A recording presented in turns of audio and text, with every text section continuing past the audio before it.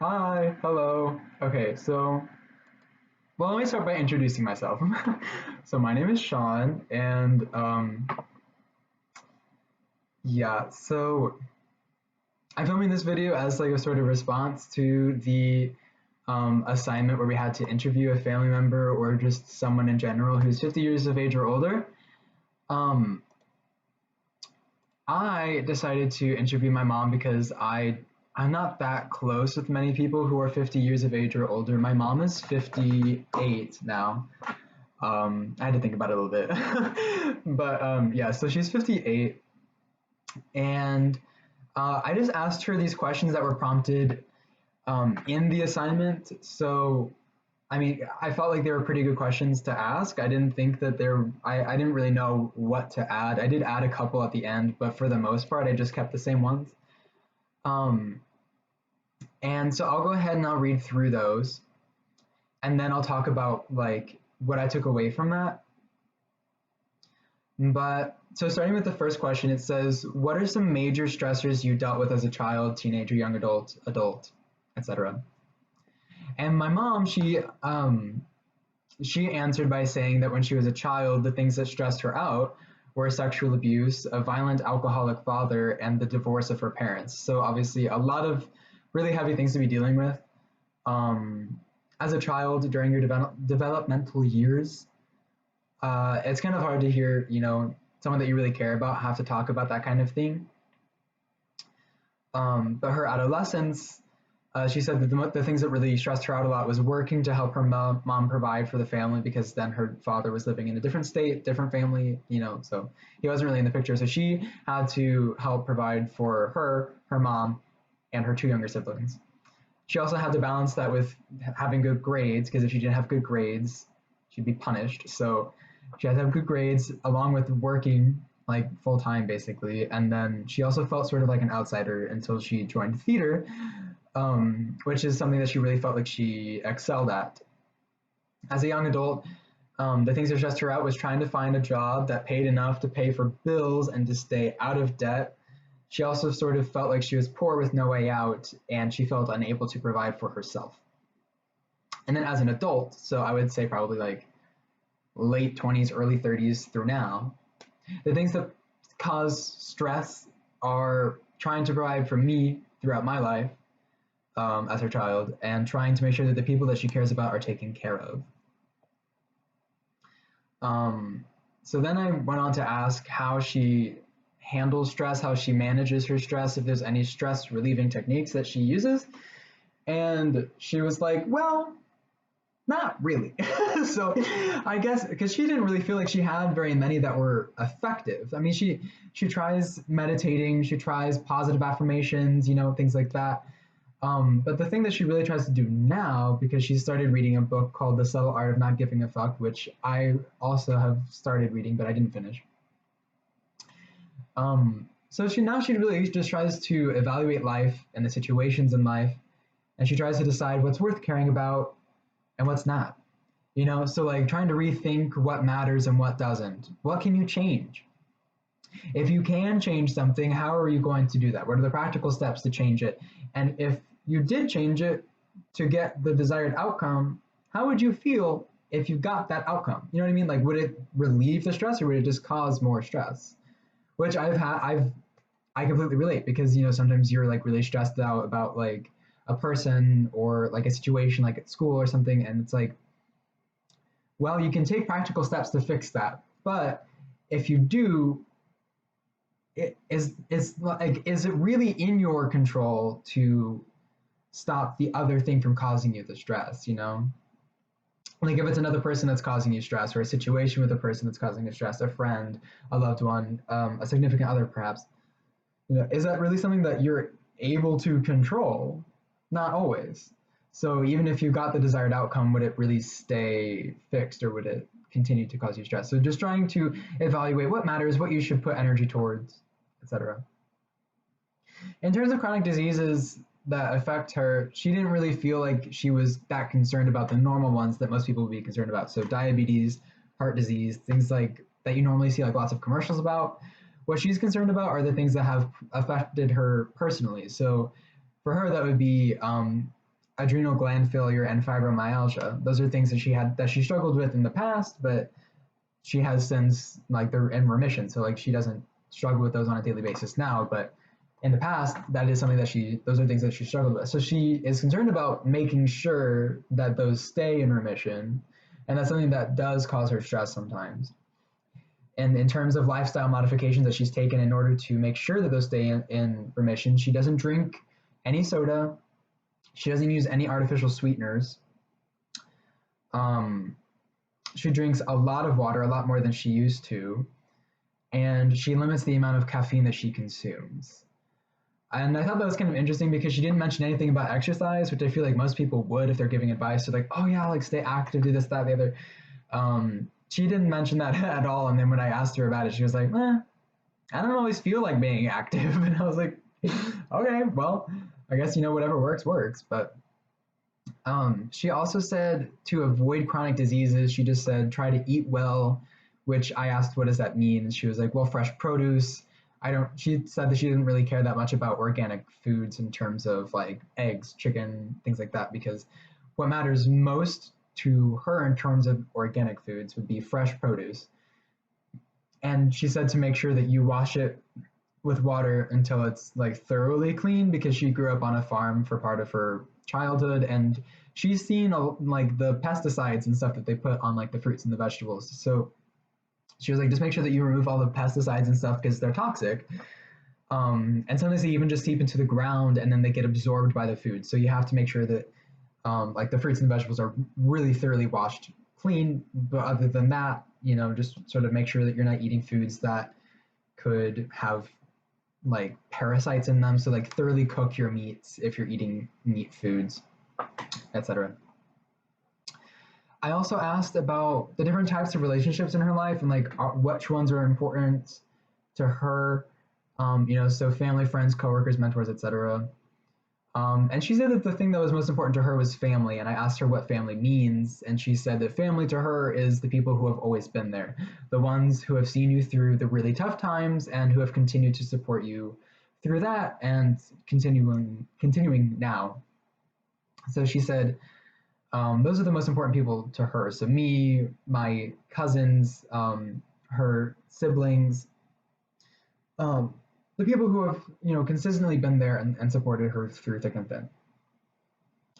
I also asked her about friends, and she said that friends can be hard for her to make, keep, and trust because of the abuse that she experienced as a child.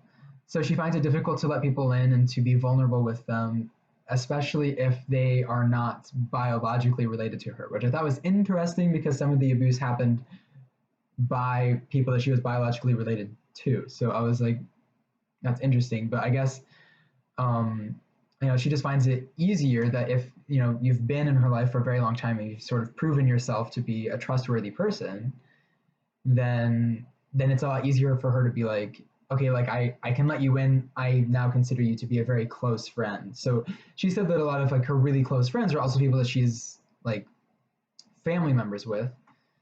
But she does have a lot of coworkers that she cares about and that she considers them to be good friends, but she feels like she lets them in because she wants, to be a good person, a good friend to them, but she doesn't feel like she can open up to them. And so in terms of the importance, she said that I was like, so why are these important? Are they important? To what degree are these, different types of relationships important? And she said that she believes that people are important to have in your life in general. So whether if it's your family, your friends, your coworkers, etc., as long as you have people there to support you, that's important because people are not meant to go through life alone.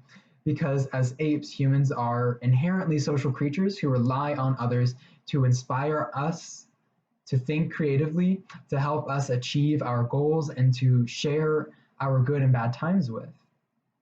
I thought that was really interesting. She went on to say that it's our evolutionary reward to share our good and bad times with other people because it's a way to relieve stress, to be able to talk about our happy times with someone else, to talk about our stress with someone else. So she said that this is really important for stress relief as well, having those close people to talk to.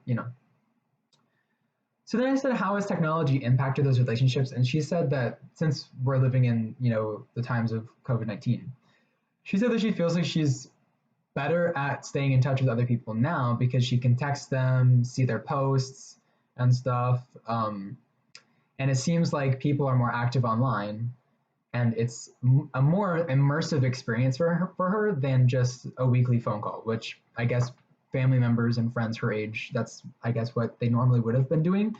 But now she feels like people her age who she's close with are being pushed into like the online sort of environment.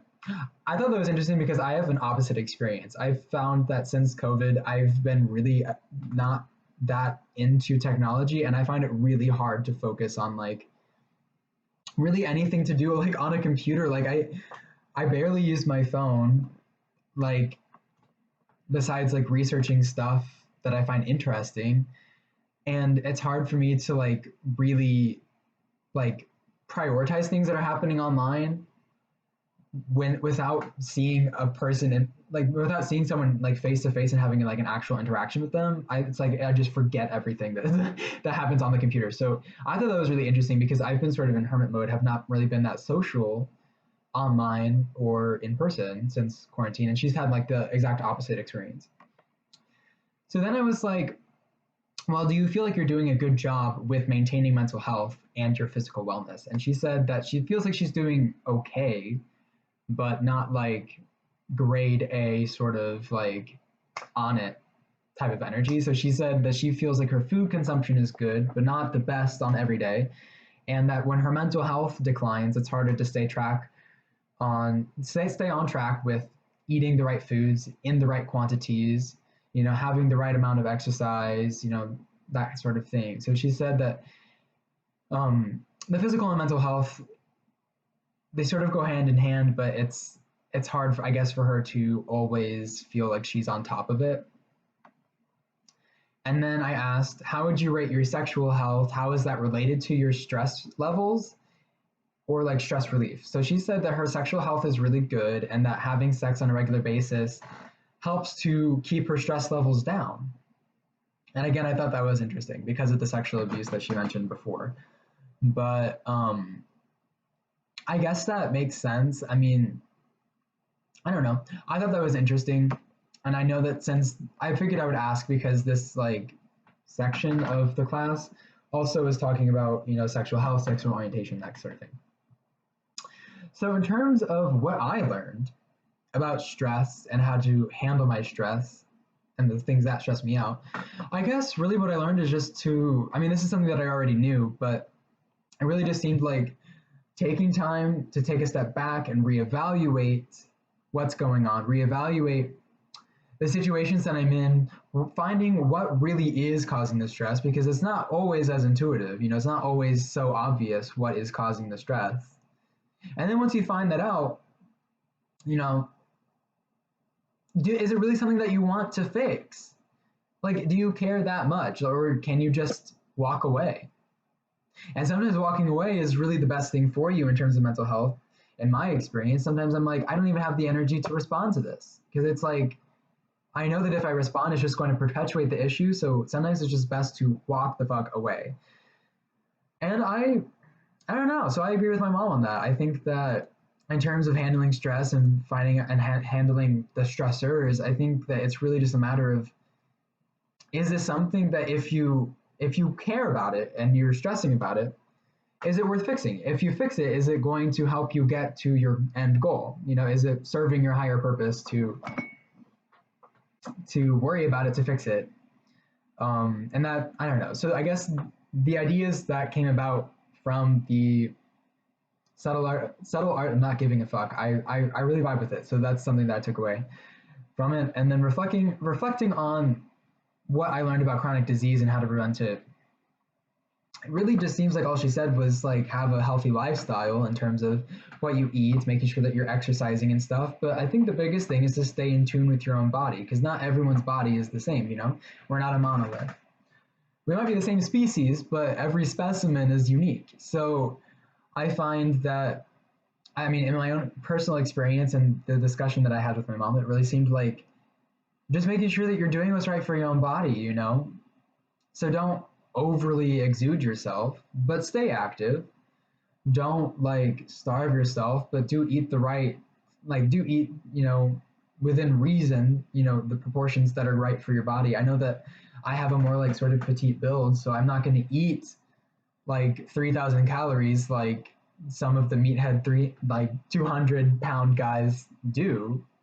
That's just I've tried to stay in tune with my own body and like figure out what is right. And so I guess through my discussion with her, that seemed like that would help with decreasing the chances of developing chronic diseases. It's just making sure that you're doing the things that you feel inherent, like intuitively, are right for your body, and that would go along with eating the right things as well. Reflect on what you learned about relationships and how you can nurture them. Well, I don't know. I don't know. I mean, it really seemed like, for my mom at least, in terms of nurturing relationships, it seems like she has a hard time doing that. In terms of prioritizing relationships, she seemed to say that family was the most important. I think that it should be a basis of like, I mean, I think family is important, but I think that my definition of family is different. So, like for me, family is just the people who I trust, who I love, who I really cherish in my life. And it's not always or usually people who I'm biologically related to or people who have raised me. So I don't know, I guess, and I don't really have much new to say about what I can do to nurture my relationships. I think just trying to stay open, trying to be there for other people, maybe planning activities with them, trying to stay in touch with them, checking up on them. But other than that, I don't really know that I learned anything new. So that's all I really have to say. This is a 17-minute long video, so I'm sorry about that. But I figured it would just be easier for me to talk about it, like a verbal sort of digestion of what happened as opposed to writing a paper. I feel like if I tried to write a paper, I would not know what to say. So I'm glad that this was an option because I don't know, it was a lot easier for me to talk about and to explain. So I hope that answered all of what you were asking for. Um, I did what was asked. So I don't know. I hope this was to your liking, but yeah. Have a good day.